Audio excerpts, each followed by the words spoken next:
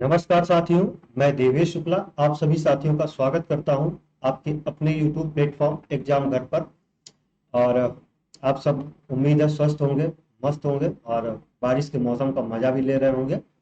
और इसी बीच में आप सबको पढ़ते रहना है और पढ़ाई करते रहनी है। वो आपकी गैप नहीं होनी चाहिए, मौसम के मजे भी लेते रहना है आप सबको। तो आज जो हमारी क्लास होगी, आज का जो हमारा वीडियो है वो हमने लिया है आपका पॉलिटी से। हमने आपको बताया था कि हम आपको जो घटना चक्र जो बुक है, जिसमें आपका प्रीवियस ईयर क्वेश्चंस होते हैं एग्जाम्स में आए हुए, तो हम आर ओ और यूपी पीसीएस के लिए वो क्वेश्चन जो है वो आपके बहुत ही महत्वपूर्ण होते हैं, पूर्वावलोकन वाले घटना चक्र के।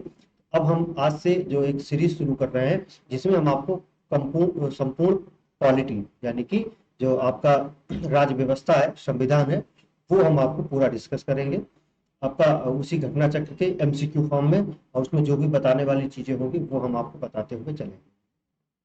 तो आप सभी साथी चैनल को सब्सक्राइब कर लीजिए, अपने दोस्तों में शेयर कर दीजिए और एक लाइक लाइक करिए। वीडियो अगर आपको पसंद है लाइक करिए। अगर कोई आपको त्रुटि दिख रहे या कुछ भी तो आप कमेंट कर सकते हैं।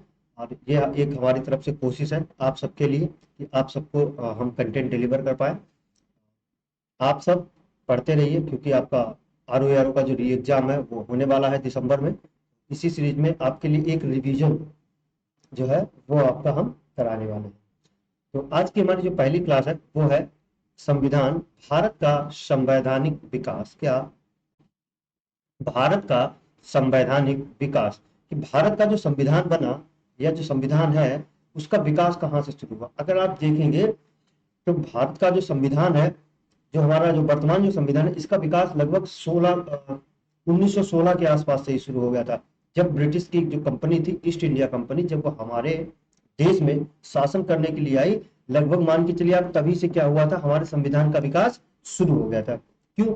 क्योंकि जो वहां के जो ब्रिटिश की जो संसद थी वो जो नियम बनाती थी ईस्ट इंडिया कंपनी के लिए, ईस्ट इंडिया कंपनी जो नियम यहाँ लागू करती थी, कहीं ना कहीं वहीं वहीं से कुछ नियम हमने उनमें से क्या किए, कॉपी किए।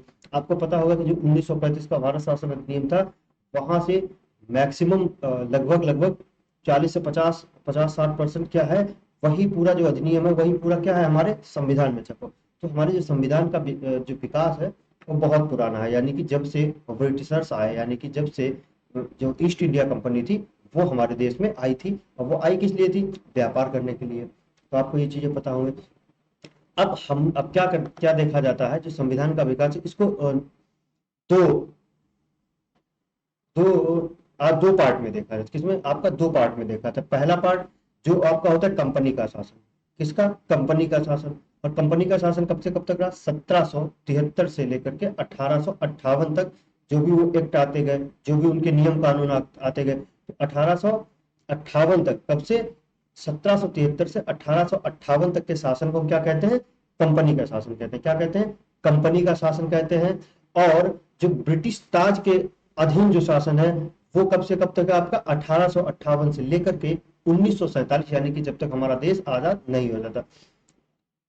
ठीक है, तो हमारा जो भारत का संवैधानिक विकास है वो दो चरणों में देखा जाता है। और एक तो आपका कंपनी का शासन और दूसरा ब्रिटिश ताज के अंतर्गत शासन या ब्रिटिश ताज के नीचे भारत में शासन।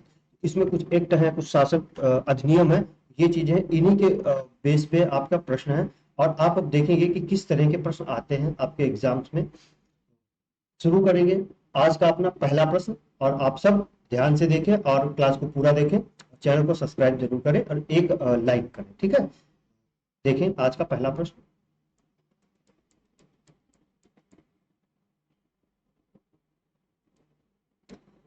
हमारा आज का पहला प्रश्न है, निम्नलिखित में से निम्नलिखित में से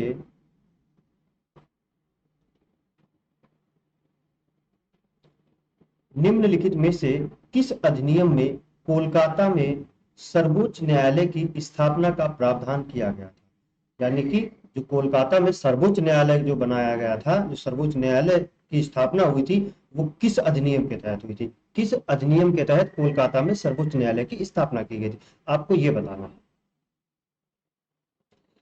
पहला है, ए ऑप्शन है regulating act 1773, Pitt's India act 1784, charter act 1813 या फिर चार्टर एक्ट 1833। तो आपको बताना है इनमें से किस अधिनियम के तहत आपका कोलकाता में एक सर्वोच्च न्यायालय की स्थापना की गई थी।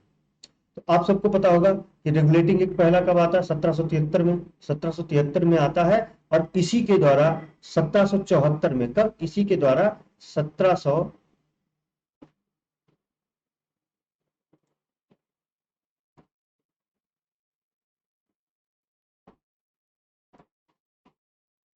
इसी अधिनियम के द्वारा 1774 में क्या होता है, कोलकाता में उच्च न्यायालय की स्थापना होती है। कब, 1774 में। अधिनियम यही है, अधिनियम आपका 1773 का है, रेगुलेटिंग एक्ट 1773। लेकिन अगर आपसे पूछेगा कि स्थापना कब हुई थी, तो इसकी स्थापना होती है 1774 में। कब होती है, 1774 में होती है। अच्छा, जब ये जो उच्च न्यायालय, उच्चतम सर्वोच्च न्यायालय की जो स्थापना हुई, इसके जो प्रमुख न्यायाधीश थे वो कौन थे, एलिजा इम्फे। कौन थे, एलिजा इम्पे, एलिजा इम्पे,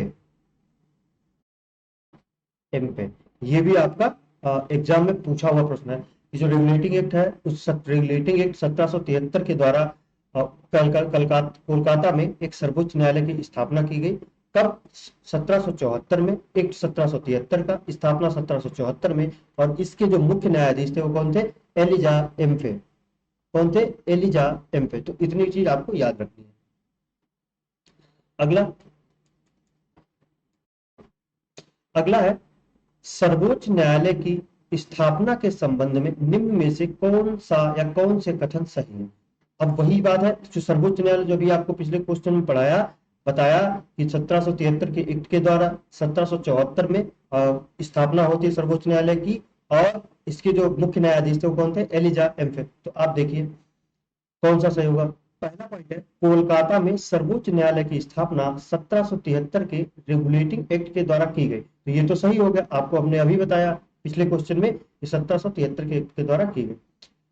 दूसरा है, लाइमस्टर इस न्यायालय के मुख्य न्यायाधीश थे। क्या, लाइमस्टर इसके मुख्य न्यायाधीश थे। क्या लाइमस्टर थे, नहीं। कौन थे, एलिजा एम्पे,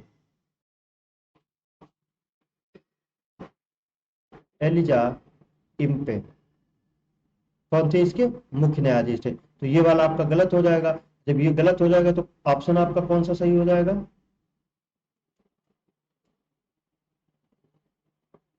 ऑप्शन आपका कौन सा सही हो जाएगा बताइए।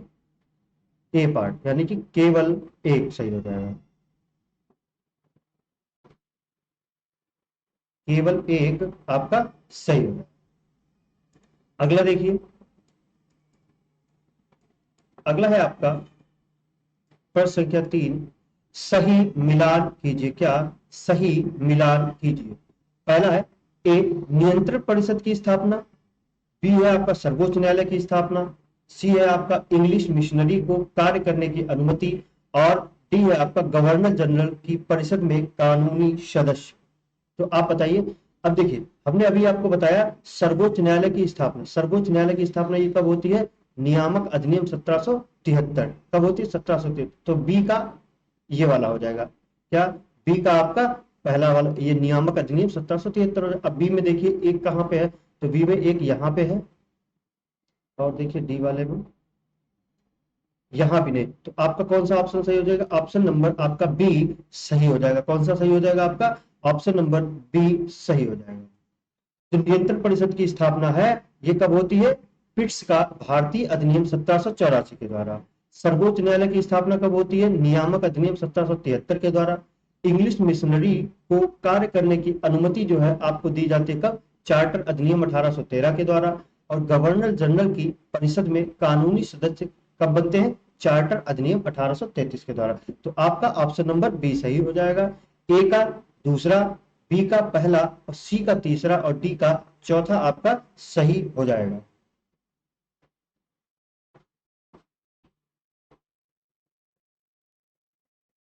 अगला देखें,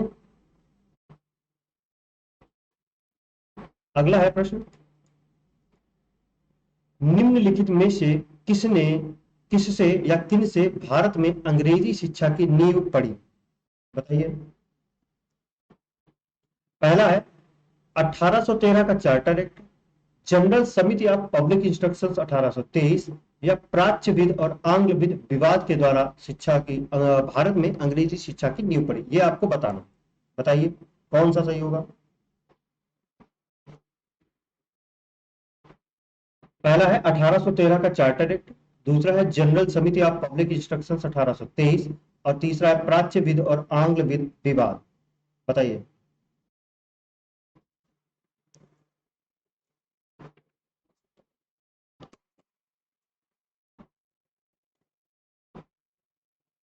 तो आपका इसमें 1813 का चार्टर एक्ट के द्वारा भी अंग्रेजी शिक्षा की नींव पड़ी, जनरल समिति ऑफ पब्लिक इंस्ट्रक्शंस 1823 के द्वारा भी नींव पड़ी, प्राच्यविद और आंग्लविद विवाद की वजह से भी क्या हुआ, आपकी इसकी नींव पड़ती है। तो इसमें से कितने, पहला भी सही हो जाएगा आपका, दूसरा भी सही हो जाएगा और तीसरा भी सही हो जाएगा। तो इसमें जो है आपका हो जाएगा ऑप्शन नंबर डी, यानी कि 1, 2 और 3, यानी कि आपके तीनों सही होंगे। क्या 1, 2 और 3 यानी कि तीनों सही होंगे।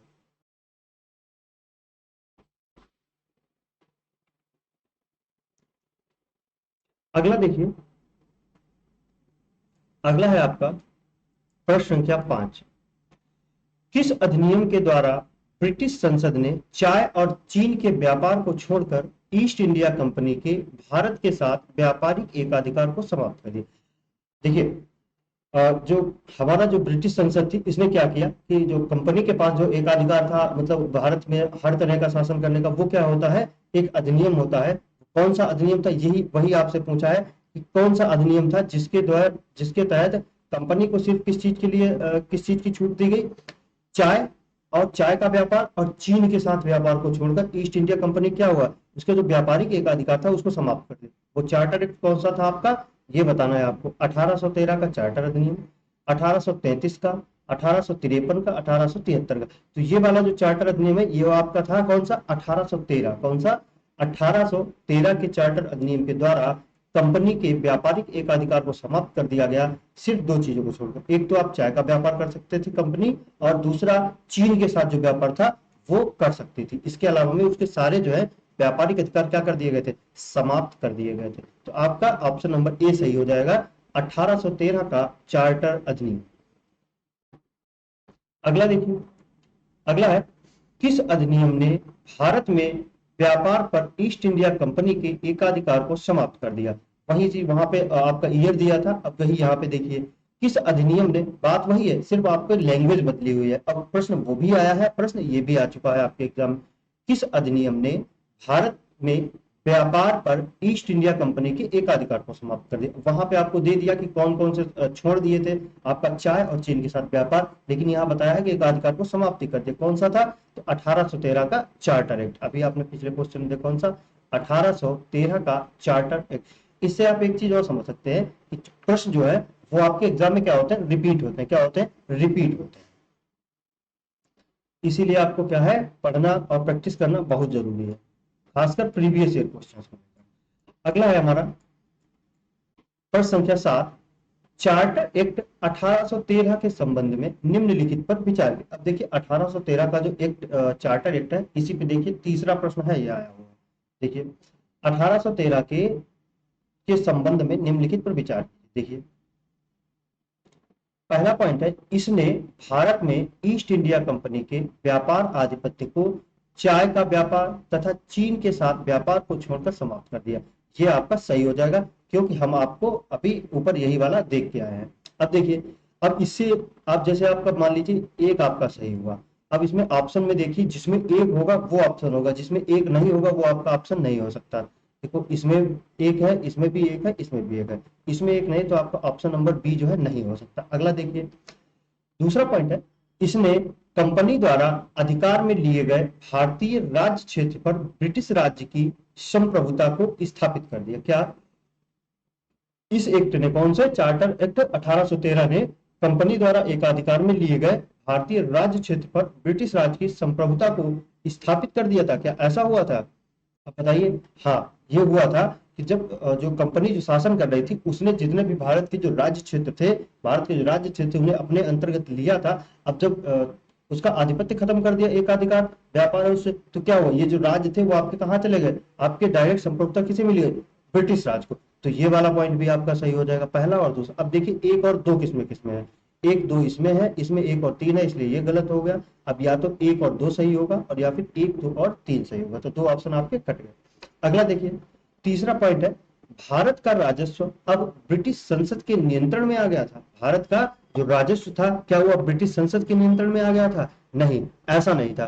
ब्रिटिश संसद के नियंत्रण में भारत का राजस्व नहीं आया था। तो आपका कौन सा ऑप्शन सही हो जाएगा, ये वाला आपका गलत है। तो आपका एक और दो सही है, कौन सा, एक और दो सही है, यानी कि ऑप्शन नंबर ए आपका सही जवाब है। अगला प्रश्न देखें,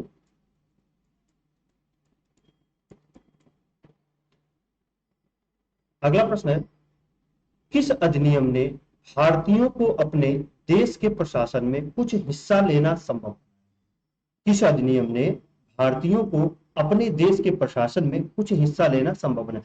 अब देखिए जब अंग्रेज हमारे ऊपर शासन कर रहे थे, ब्रिटिश ईस्ट इंडिया कंपनी शासन कर रही थी, तो जो भी नियम कानून हमारे ऊपर जो प्रशासन होता था, हमारे ऊपर जो नियम लगते थे, वो सब उनके थे, वो खुद ही बनाते थे। उसमें हम लोगों का, भारतीयों का कोई भी रोल नहीं था, कोई भी उनका हाथ नहीं था। फिर धीरे धीरे इस चीज की मांग हुई कि नहीं भाई आप हमारे ऊपर ही शासन कर रहे हैं और हम ही से कुछ नहीं पूछ रहे हैं, आप जैसा चाह रहे हैं वैसे। तो एक आपका क्या हुआ, आपका अधिनियम आया जिसमें जो भारत के जो शासन हो रहा था, भारत पे जो प्रशासन हो रहा था, उसमें कुछ लोगों को क्या किया गया, उन्हें क्या किया, उन्हें हिस्सा बनाया गया कि भाई तुम भी देख लो। भले उनकी कोई वैल्यू नहीं थी, अब पता चला कोई आपकी समिति है उसमें 20 सदस्य है, अब 20 में 18 अंग्रेज हैं और दो भारतीय अगर उसमें रख भी लिए तो उनका क्या है, लेकिन हाँ एक ये किया गया कि हाँ इनको जो है संभव बना दिया कि हाँ तुम भी इसमें हो, तुम भी इसमें थे। तो वो कौन सा अधिनियम था, आपको ये बताना है। किस अधिनियम ने भारतीयों को अपने देश के प्रशासन में कुछ हिस्सा लेना संभव बनाया, कौन सा था, charter act 1833, charter act 1853, government of India act 1858 या फिर इंडियन काउंसिल एक्ट 1861, ये आपको बताना। तो ये आपका कौन सा था, ये आपका था 1833 का चार्टर एक्ट, कौन सा, 1833 का चार्टर एक्ट था, जिसने क्या किया था, हमारे देश के प्रशासन में हम लोगों को क्या है हिस्सा लेना संभव बनाया था। अगला प्रश्न,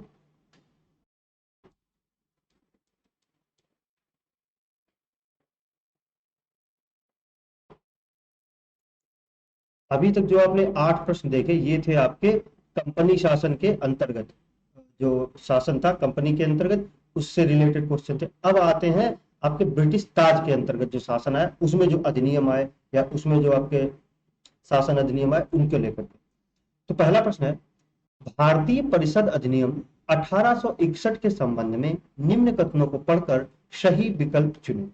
भारतीय परिषद अधिनियम 1861 के संबंध में, इसका 1861। अब देखिए 1858 से क्या हुआ था, 1858 से कौन लागू हो गया था, यानी कि ब्रिटिश का, ब्रिटिश ताज का जो शासन था वो लागू हो गया था। अब 1861 में एक अधिनियम आता है, क्यों, अभी आपके लिए बहुत महत्वपूर्ण हो जाता है, क्यों, क्योंकि ये जो ब्रिटिश ताज के अंतर्गत जो ये था, ये आपका पहला था, क्या था, ये आपका पहला अधिनियम था ब्रिटिश ताज के अंतर्गत। तो इसलिए ये आपके लिए क्या हो जाता है, बहुत ही इंपॉर्टेंट हो जाता है। देखिए इसमें इसका पहला पॉइंट है, इस अधिनियम के फलस्वरूप गवर्नर जनरल की कार्यपालिका परिषद में कुल सदस्यों की संख्या 7 हो गई थी। अभी कह रहा है कि जो गवर्नर जनरल की जो कार्यपालिका परिषद थी इस अधिनियम के तहत द्वारा क्या हो गई थी, उसमें सदस्यों की संख्या 7 हो गई थी। ये आपको बताना है, हो गई थी या नहीं हो गई थी, ये आपको बताना है कि पहला सही होगा या फिर आपका पहला गलत होगा। अगला है, वित्त निर्माण के लिए अतिरिक्त सदस्यों की संख्या कम से कम 6 और अधिक से अधिक 12 कर दी गई थी। ये आपका क्या है, सही है, क्योंकि इसमें जो अतिरिक्त जो सदस्य थे कम से कम, उन्हें बताया गया कि इसमें कम से कम 6 तो होंगे ही होंगे और ज्यादा से ज्यादा इन्हें बढ़ा करके 12 किया जा सकता है।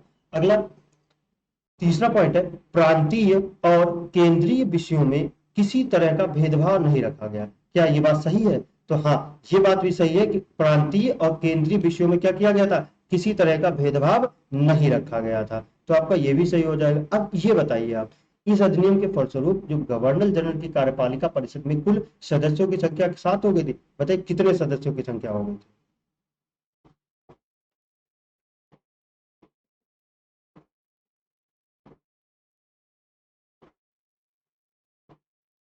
7 नहीं, ये 6 हो गई थी। कितनी हो गई थी? 6 हो गई थी। इसलिए क्या हो जाएगा, ये आपका गलत हो जाएगा। तो आपका कौन सा ऑप्शन सही हो जाएगा? एक और दो, सॉरी, 2 और 3 आपका सही जवाब हो जाएगा। 2 और 3 कहाँ है आपका? ऑप्शन नंबर बी आपका सही हो जाएगा। इसमें भारत परिषद अधिनियम में क्या हुआ था? वित्त निर्माण के लिए अतिरिक्त सदस्यों की संख्या कम से कम 6 और ज्यादा से ज्यादा 12 कर दी गई थी। प्रांतीय और केंद्रीय विषयों में किसी तरह का भेदभाव नहीं रखा गया था। अगला देखिए,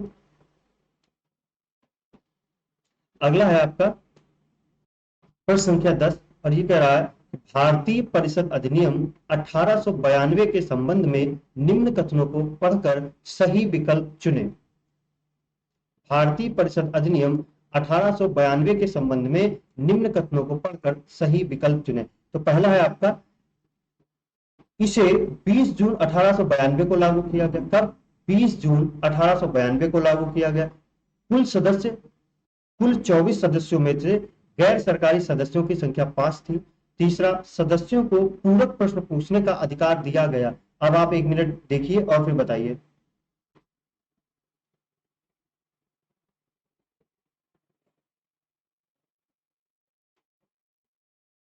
क्या होगा, इसमें से कौन सा सही होगा और कौन सा सही नहीं होगा।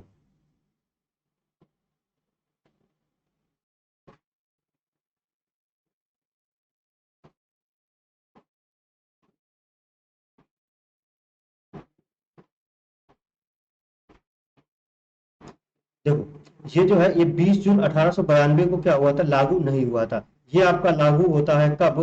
3 फरवरी, 3 फरवरी 1893 में लागू होता है। कब लागू होता है? 93 में लागू होता है। अब 20 जून 1892 को यह अधिनियम जो है ब्रिटिश संसद में पारित हुआ था। कब हुआ था? पारित हुआ था। ये ब्रिटिश संसद में ये अधिनियम जो है 20 जून 1892 को पारित हुआ था, लेकिन ये लागू हुआ है 3 फरवरी 1893 को। जबकि यहाँ पे आपसे यही पूछा है, इस अधिनियम को 20 जून 1892 को लागू किया गया था? तो नहीं, इसे लागू नहीं किया गया था। ये ब्रिटिश संसद में क्या हुआ था? पारित हुआ था। लागू ये हुआ था 3 फरवरी 1893। कब? 3 फरवरी 1893 को। अब कुल 24 सदस्यों में गैर सरकारी सदस्यों की संख्या 5 थी। ये आपको बताना है।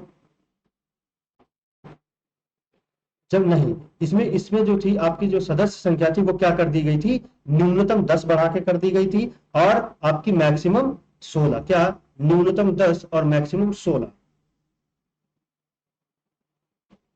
मिनिमम 10 और मैक्सिमम 16 कर दी गई थी। क्या? 16 कर दी गई थी। और इसमें जो है 10 गैर सरकारी सदस्यों की व्यवस्था की गई थी। कितनी? 10 गैर सरकारी सदस्यों की व्यवस्था की गई थी। तो ये 5 नहीं होगा, यहाँ पे 10 गैर सरकारी सदस्यों की व्यवस्था की गई थी। तो आपका पहला पॉइंट भी गलत हो गया, दूसरा भी गलत हो गया। अब देखिए, एक दो और सही नहीं हो सकते, तो इसमें भी एक है तो ये भी नहीं होगा। इसमें भी एक सही दिखा रहा है, ये भी नहीं होगा। इसमें भी एक सही दिखा रहा है, ये भी नहीं होगा। और सदस्यों को पूरक प्रश्न पूछने का अधिकार दिया गया था? नहीं, इसमें जो है सदस्यों को पूरक प्रश्न पूछने का अधिकार नहीं दिया गया था। तो इस हिसाब से क्या हो गया, इसके कोई भी जो पॉइंट है वो सही नहीं है। तो आपका ऑप्शन नंबर डी सही हो जाएगा, कोई भी सही नहीं। अगला देखिए, अगला है आपका, निम्नलिखित में से किस अधिनियम के अंतर्गत भारतीय विधान परिषद को बजट पर बहस करने की शक्ति प्राप्त हुई थी? तो ये पहले क्या था, हमारे देश का बजट आता था, जो भी आता था वो सब क्या करते थे? ब्रिटिशर्स ही करते थे। वक्त हम क्या थे, ब्रिटिश ताज शासन के अंतर्गत आते थे, वो जैसा बजट पेश करते थे उसमें हम कोई भी भारतीय क्या है, कोई भी हस्तक्षेप नहीं कर सकते थे, उस पर सवाल नहीं उठा सकते थे, उसमें हमारा कोई भी रोल नहीं होता था। लेकिन एक अधिनियम आया जिसमें क्या हुआ कि हमको ये अधिकार दिया गया कि जो हम बजट पेश कर रहे हैं ब्रिटिशर्स, उस पर आप बहस कर सकते हैं। बहस कर सकते हैं, बोल सकते, ये कह सकते हैं कि ये बजट हमारे देश के हिसाब से नहीं है, ये हमारे देश के लिए खतरनाक है। वो खतरनाक मतलब हमारे लिए सही नहीं है, अच्छा नहीं है, इसमें ये बदलाव हो सकते हैं। तो आप क्या उस पर बहस कर सकते हैं। तो वही पूछा गया है कि जैसे आप देखते होंगे वर्तमान में जब बजट पेश होता है उसके बाद विपक्ष जो होता है वो बजट पर बहस करता है। बजट पर बहस करता है कि इसमें आपने किसानों के लिए कुछ नहीं दिया, इसमें आपने छात्रों के लिए कुछ नहीं दिया, इसमें जो आपके सरकारी महकमा है उसके लिए कुछ नहीं दिया, इसमें जो है आपने व्यापार के लिए कुछ नहीं है, मतलब जो भी है वो विपक्ष अपने हिसाब से करता है। तो इसी तरह से क्या हुआ, बजट पेश होता था तो उसमें हम पहले बहस नहीं कर पाते थे, लेकिन इस चार्टर को, इस परिषद अधिनियम के तहत ये हमें कहा गया कि आप जो है हमारे द्वारा पेश किए हुए बजट पे क्या कर सकते हैं, बहस कर सकते हैं। तो अब बताइए वो कौन सा अधिनियम था। भारतीय परिषद अधिनियम 1861, भारतीय परिषद अधिनियम 1892, भारतीय परिषद अधिनियम 1909, या फिर भारत शासन अधिनियम 1919, कौन सा था तो बताइए। तो ये आपका हो जाता है बजट पर बहस करने का अधिकार प्राप्त हुआ था हमें किससे, भारतीय परिषद अधिनियम 1892। किससे पूछा, कहां से लिया गया था, 1892 में, 1892 का परिषद अधिनियम आपको याद रखना है।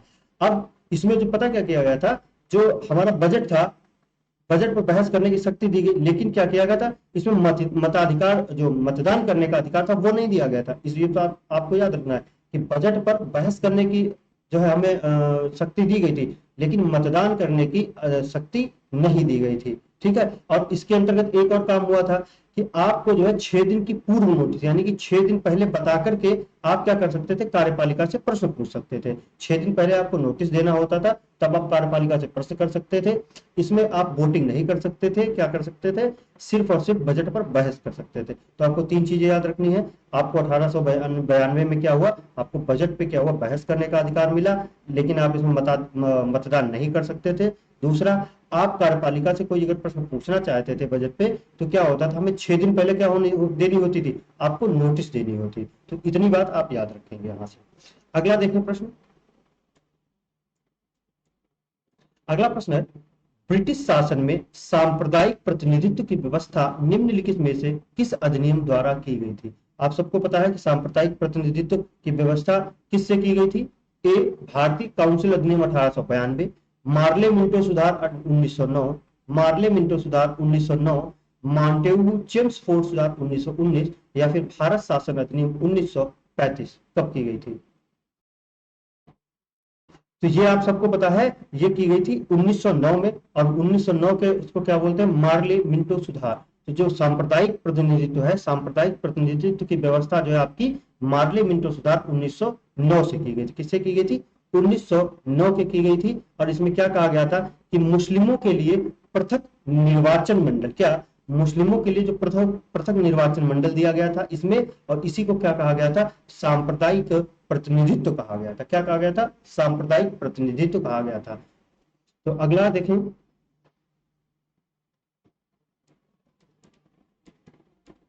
अगला है 1909 का अधिनियम संबंधित था, 1909 का अधिनियम संबंधित था किससे, पृथक मताधिकार क्षेत्र के लागू करने से, विकेंद्रीकरण से, द्वैत शासन से, विधान परिषद से। तो अभी अब आपने पीछे प्रश्न में देखा किससे, पृथक मताधिकार क्षेत्र लागू करने से ये संबंधित था 1909 का अधिनियम। बाकी जो 3 चीजें लिखी हुई हैं बी सी डी में, ये इनमें से एक भी नहीं है। और इसमें क्या किया था, मुस्लिमों को पृथक निर्वाचक मंडल की निर्वाचन मंडल जो है क्या किया गया था, इसकी व्यवस्था की गई थी, इसका प्रावधान किया गया था। तो 1900 का आपका 1909 में जो है इसका प्रावधान किया गया था। तो ऑप्शन नंबर ए जो है आपका सही जवाब हो जाएगा।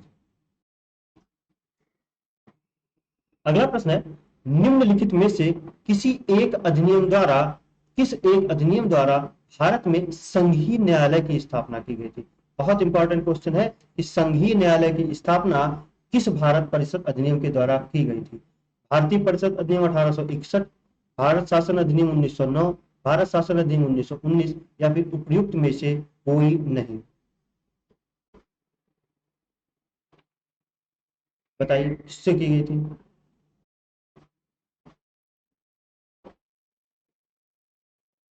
आपको याद होगा अगर आपने पढ़ा हो कि जो संघीय न्यायालय की जो स्थापना थी वो होती है आपकी 1 अक्टूबर 1937 को। कब होती है, 1937 को होती है। और किस आपके किस अधिनियम के अंतर्गत होती है, जो 1935 का भारत शासन अधिनियम था इसके अंतर्गत होती है। किसकी, 1 अक्टूबर 1937 को भारत में संघीय न्यायालय की स्थापना। तो ये भी आपका गलत हो गया, ये भी आपका गलत हो गया, ये भी गलत हो गया, और आपका ऑप्शन डी सही हो जाएगा, उपयुक्त में से कोई नहीं। तो आपको याद रखना है संघीय न्यायालय की जो स्थापना की गई थी 1 अक्टूबर 1937 को की गई थी। और किस अधिनियम के द्वारा की गई, तो वो आपका 1935 का भारत शासन अधिनियम था। क्या भारत शासन अधिनियम 1935 के द्वारा 1 अक्टूबर 1937 को भारत में संघीय न्यायालय की स्थापना की गई थी। ये बात आप याद रखेंगे। अगला देखें, अगला प्रश्न है, भारत का संघीय न्यायालय निम्नलिखित में से किस वर्ष में स्थापित किया गया? अभी पिछले प्रश्न में देखा आपका अधिनियम 1935 का, स्थापना 1937। अगला देखिए,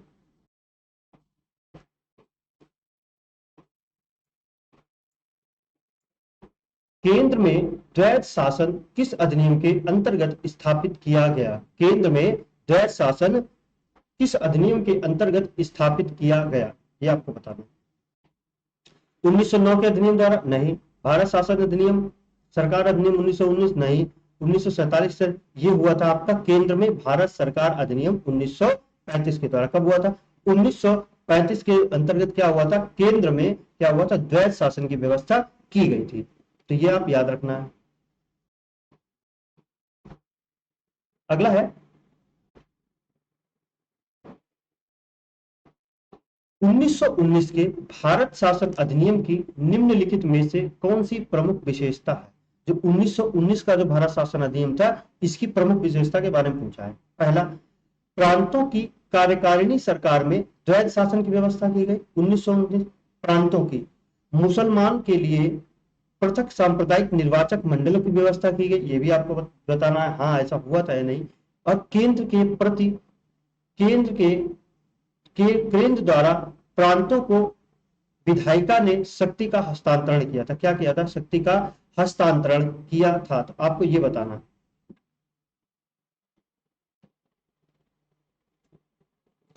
विधायिनी शक्ति का हस्तांतरण प्रतिनिधि प्रांतों। बताइए इसमें से कौन सा सही होगा?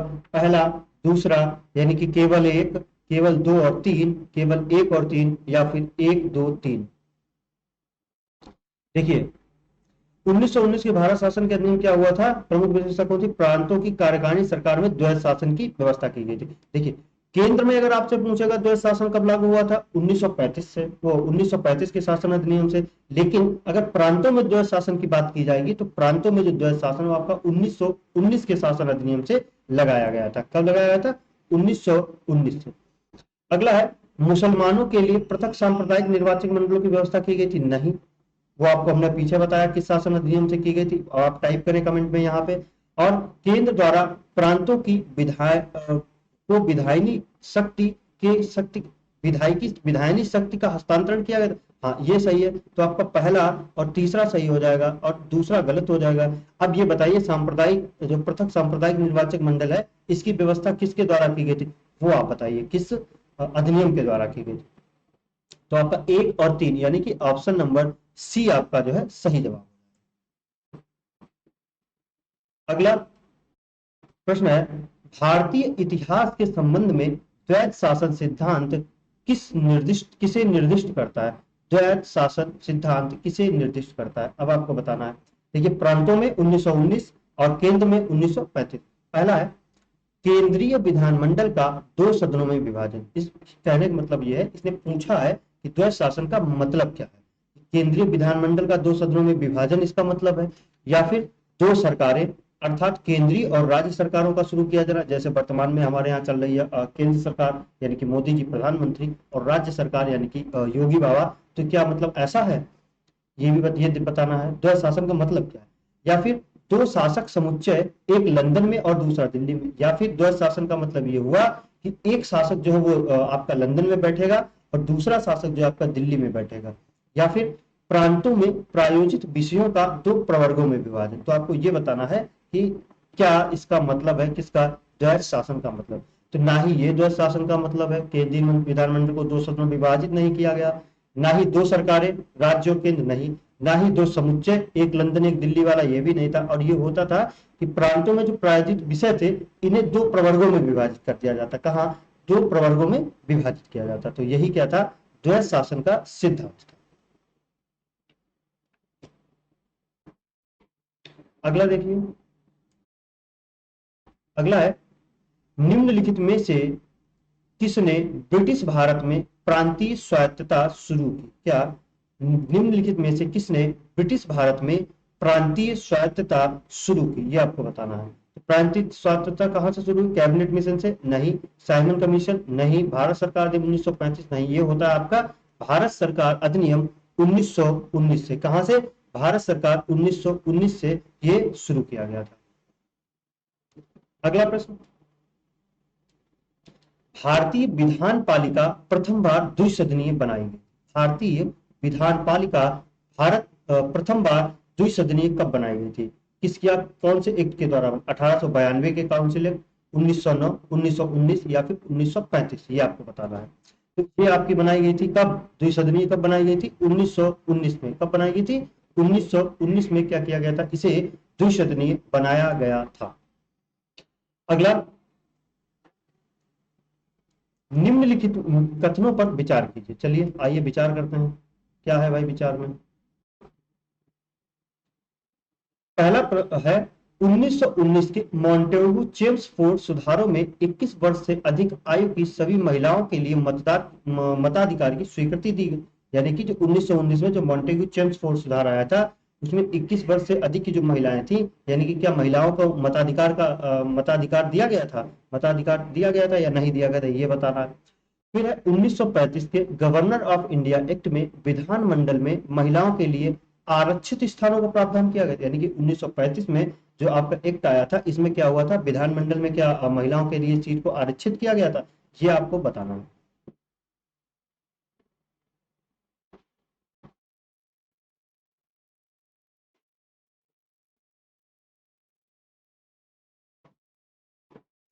तो आपका ये तो सही हो गया, ऑप्शन नंबर 2, यानी ऑप्शन नहीं, पॉइंट 2, 1935 के गवर्नर ऑफ इंडिया एक्ट में विधानमंडल में महिलाओं के लिए आरक्षित स्थानों का प्रावधान किया गया था। लेकिन इसमें क्या है, 21 वर्ष से ज्यादा महिलाओं को क्या हुआ? मताधिकार नहीं, मताधिकार की स्वीकृति इसके द्वारा नहीं दी, 1919 के द्वारा नहीं दी गई थी।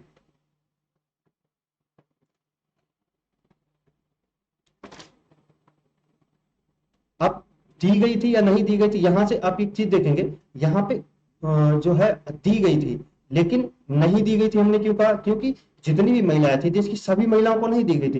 कुछ एक मतलब विशेष वर्ग की महिलाएं थी, जैसे मान लीजिए कोई राजा की रानी है, जो हमारे यहाँ पे जो राजा लोग थे, राजा की रानी है, उन्हें दे दिया गया। या फिर आपका कोई सेठिया है, सेठिया इन द सेंस आपका जो कोई बड़ा व्यापारी है, उसकी घर में जो महिला है उनको दे दिया गया मताधिकार। तो यानी कि कुछ विशेष वर्ग के लोगों को ही की महिलाओं को ये अधिकार दिया गया था। इसलिए ये वाला ऑप्शन भी आपका क्या हो जाएगा?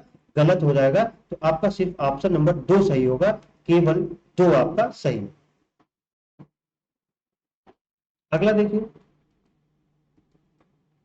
अगला है भारतीय सिविल सेवा के संदर्भ में निम्नलिखित कथनों में से कौन सा कथन सही है? सिविल सेवा, पहला, भारत सरकार अधिनियम 1919 में भारतीय सिविल सेवा के लिए एक अलग परीक्षा का प्रावधान किया गया जो भारत में होनी थी। अब आपको बताना है जो आपकी सिविल सेवा है वो 1919 में प्रावधान किया गया था, और जो कहाँ होनी थी? भारत में होनी थी। अगला है पॉइंट, भारतीय सिविल सेवा में 1941 में भारतीयों का प्रतिशत यूरोप वासियों से अधिक था। क्या ये दोनों पॉइंट सही है? आपको बताना है। तो पहला तो आपका सही है, भारत सरकार अधिनियम 1919 में भारतीय सिविल सेवा के लिए एक अलग परीक्षा का प्रावधान किया गया था, और ये परीक्षा भारत में होनी थी, ये भी आपका सही। पहले क्या था? पहले जो आपकी परीक्षा थी वो कहाँ होती थी? लंदन में, यानी कि ब्रिटिश में जाकर के होती थी, ब्रिटेन में। तो इसलिए क्या है, 1919 में इसके अंदर कहा गया कि जो सिविल सेवा है एक अलग प्रावधान कर दिया गया इस परीक्षा का, और कहा गया ये परीक्षा अब आपका ब्रिटेन में न होकर के आपके भारत में। और क्या हुआ, 1941 आते आते भारतीयों का प्रतिशत ज्यादा हो गया था यूरोप वासियों से, क्योंकि उसमें यूरोप वाले भी एग्जाम देते थे, वो भी यहाँ पे आईएएस पीसीएस बनकर के बैठते थे हमारे देश में, उनको उस तरह की सुविधाएं मिलती थी। लेकिन क्या हुआ कि 1941 जब तक आया तब तक क्या हुआ कि भारत में जो परीक्षा में जो पास होने वाले थे या वहां से सिलेक्शन लेने वाले थे, वो क्या हो गए? भारत के ज्यादा हो गए, और यूरोप वासी क्या हो गए? कम हो गए। तो यहाँ पे आपका पहला भी सही है पॉइंट, और दूसरा भी सही है। तो आपका ऑप्शन नंबर सी, 1 और 2 दोनों सही है। अगला, अगला है भारत शासन अधिनियम 1919 के अंतर्गत भारतीय विधायिका का अंतिम निर्वाचन किस वर्ष में आयोजित किया गया था, ये आपको।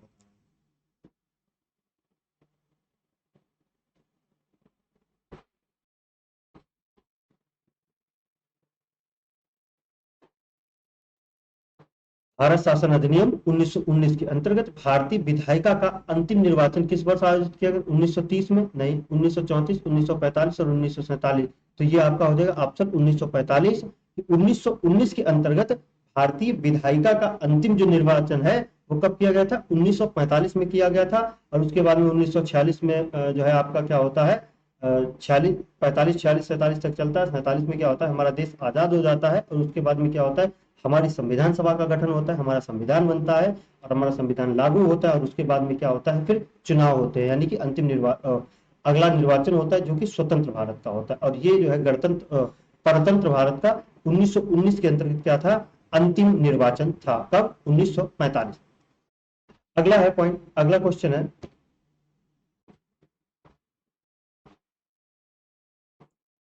राष्ट्रपति की अध्यादेश निर्गत करने की शक्ति प्रेरित है।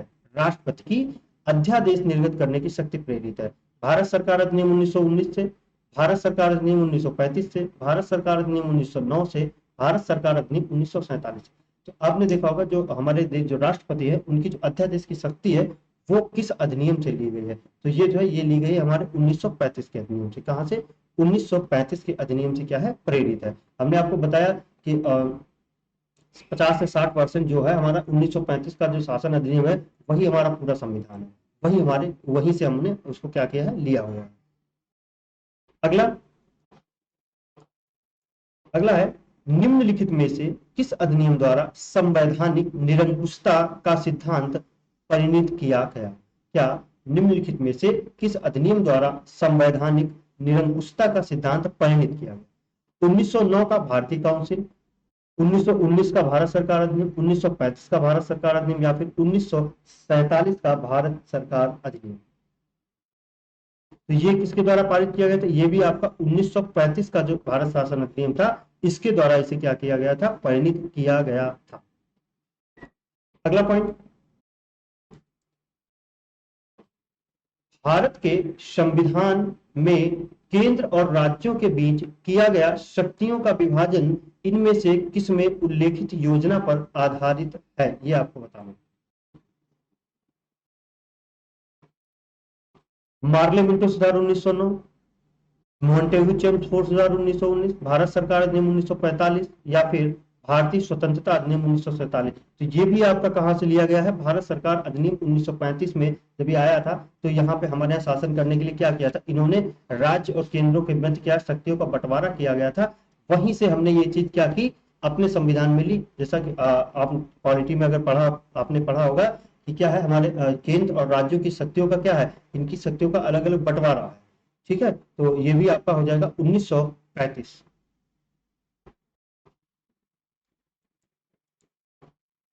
अगला है, निम्न में से एक भारत सरकार अधिनियम 1935 की मुख्य विशेषताओं में से नहीं थी। अब वो बता रहा है कौन सी 1935 की विशेषता नहीं थी।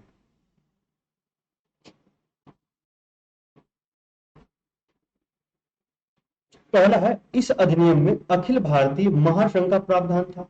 बताइए, महासंघ का प्रावधान था। अवशिष्ट विषय प्रांतीय विधायकों को आवंटित किए गए थे। यह प्रांतीय स्वायत्तता के सूत्रपात का संकेत था। इसने प्रांतीय स्तर पर द्वैत शासन प्रणाली को समाप्त कर केंद्र में लागू किया। देखो, अभी हमने आपको बताया कि प्रांतीय स्तर पर द्वैत शासन 1919 से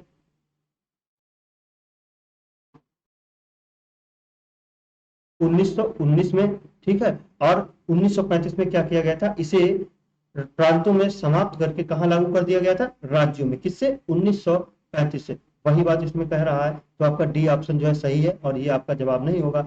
यह प्रांतीय स्वायत्तता के सूत्रपात का संकेत था। हाँ बिल्कुल, ये प्रांतीय स्वायत्तता के सूत्रपात का संकेत था, तो ये भी आपका ऑप्शन नहीं होगा।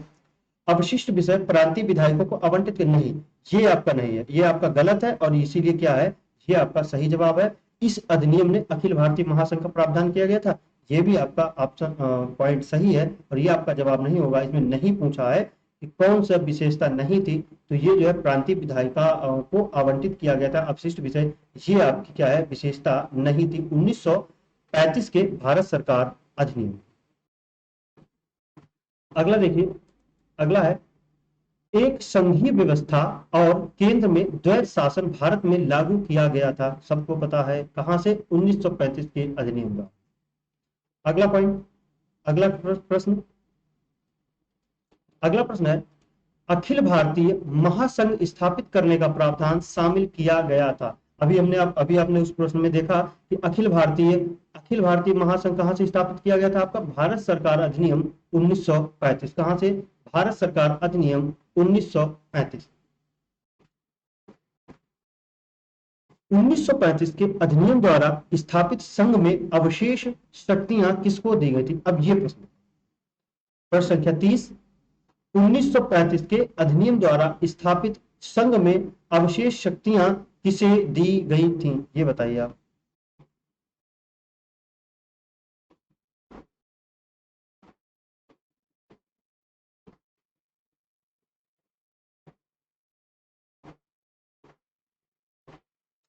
संघीय विधान पालिका को, प्रांतीय विधानमंडल को, गवर्नर जनरल को, या फिर प्रांतीय गवर्नरों।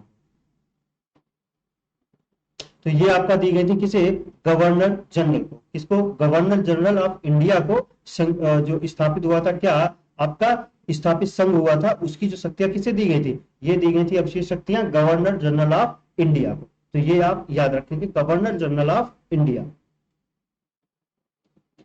अगला है आपका भारत शासन अधिनियम 1935 के तहत प्रस्तावित संघ की प्रणाली थी कैसी, अखिल भारतीय संघ, भारत संघ, संयुक्त भारत, या फिर भारतीय परिसंघ, क्या था।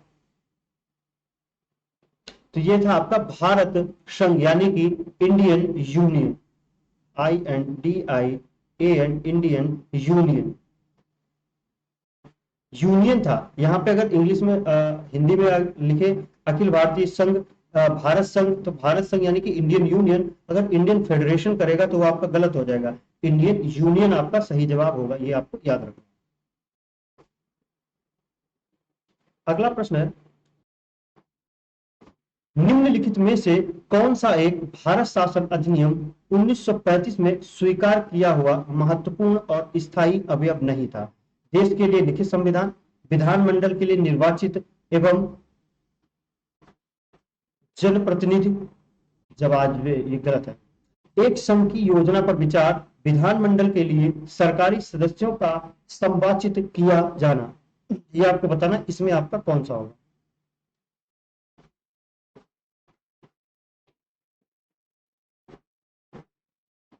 निर्वाचित एवं जवाबदेह प्रतिनिधि होगा, जवाबदेह प्रतिनिधि। तो ये इसमें आपका कौन सा सही, इसमें क्या मांग की गई थी, देश के लिए लिखित संविधान। किसकी, देश के लिए लिखित संविधान की मांग की गई थी, और इसलिए आपका ऑप्शन नंबर ए जो है आपका सही हो जाएगा। प्रश्न संख्या 33, और ये शायद आज का सेकेंड लास्ट या थर्ड लास्ट प्रश्न है। क्या है, 1935 का गवर्नर ऑफ इंडिया एक्ट क्यों महत्वपूर्ण, 1935 का गवर्नर ऑफ इंडिया एक्ट महत्वपूर्ण क्यों था, ये बताना। यह भारतीय संविधान का प्रमुख स्रोत है, इसके द्वारा भारत को स्वतंत्रता मिली नहीं, इसमें भारत विभाजन उल्लिखित है नहीं, इसके द्वारा रियासतें समाप्त हुई नहीं। ये क्यों महत्वपूर्ण है, क्योंकि यह जो है भारतीय संविधान का क्या है, प्रमुख स्रोत है। क्या है, भारतीय संविधान का प्रमुख स्रोत क्या है आपका, 1935 का गवर्नर ऑफ इंडिया एक्ट। ठीक है, तो ये आप याद रखेंगे। और आज की क्लास का लास्ट प्रश्न है क्या, 34, निम्नलिखित अधिनियमों में से किस अधिनियम के फलस्वरूप बर्मा भारत से अलग हुआ। जो म्यांमार है, जिसे म्यांमार कहते हैं, उसे हम पहले बर्मा कहते थे। आपको बताना है कि बर्मा किस अधिनियम के फलस्वरूप अलग हुआ। Indian council act 1909, government of India act 1919, या फिर गवर्नमेंट ऑफ इंडिया एक्ट 1935। तो ये सही हुआ, ये आपका अलग हुआ था गवर्नमेंट ऑफ इंडिया एक्ट 1935 के द्वारा। तो ये आपको याद रखना है कि जो बर्मा है, यानी कि जो म्यांमार है वर्तमान में, वो अलग हुआ भारत से 1935 के अधिनियम द्वारा। तो आज की क्लास को यहीं पे समाप्त करेंगे, और ये आपके जो हमारा संविधान की जो ऐतिहासिक पृष्ठभूमि थी, वहां से इस तरह के सवाल आते हैं, और घटना चक्र जो सीरीज चल रही है उसमें आपके ये सवाल दिए हुए थे, जो हमने आपको एक बार फिर से रिवाइज कराने की कोशिश की है। हम जो है आपको बताने की कोशिश की है जो भी जानकारी है। तो इसी के साथ में इस क्लास को यहीं पे समाप्त करेंगे और अगली क्लास में मिलेंगे। तब तक के लिए राधे राधे, धन्यवाद।